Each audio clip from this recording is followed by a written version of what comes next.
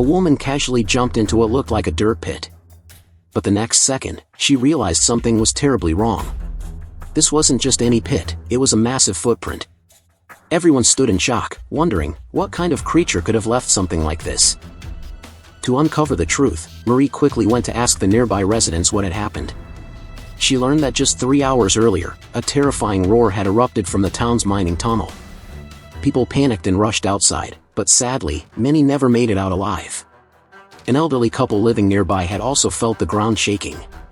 At first, they thought it was an earthquake and hurried into their basement to take shelter. But just as they hid, the house was struck by something huge.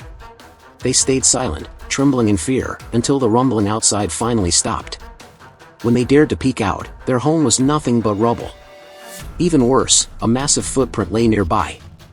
Hearing this, Marie instantly realized it had to be the work of some kind of monster. As a biology professor, she immediately led a team to search the surrounding area. But after hours of searching, they found nothing. Just as they were about to give up, something stirred behind them, an enormous, unblinking eye. Marie froze. The monster had been lying flat against the ground the whole time, blending in as the perfect disguise. Now, it was waking up. Without hesitation, Marie grabbed the old man nearby and ran. Luckily, the creature was still sluggish from its slumber, which gave them just enough time to escape onto a helicopter. From above, they finally saw the creature in its full form. They recorded the footage and sent it back to headquarters. In the meeting room, officials were stunned. The creature matched the description of an ancient mountain troll from legend. Fearing it might reach the city and endanger lives, the military quickly deployed their forces to stop it. As expected, the mountain trolls soon appeared, following their scent. The commander gave the order to attack, but to their shock, the trolls' defense was nearly impenetrable. Regular weapons did nothing. Even tanks couldn't pierce its armor. Instead, the bombardment only made it furious. The commander had no choice but to order a retreat. But it was already too late. The scene quickly descended into chaos. Those who couldn't escape in time tried hiding, but they forgot the troll had an incredibly sharp sense of smell. At this moment, the elderly professor, who happened to be Marie's mentor, bravely stepped forward. He was a paleontology expert and attempted to calm the creature. For a brief moment, it seemed to work. But then, the military unexpectedly opened fire again. The troll's anger surged back instantly. With one swing, the professor was gone. Then with a single stomp, the troll crushed an armored vehicle flat. Enraged, it turned and marched straight toward the city. Fortunately, the military had already evacuated the people, so no one was harmed. Meanwhile, Marie made her way back to where the monster had first appeared and discovered a hidden cave. Inside were countless troll skeletons. She realized this was its nest.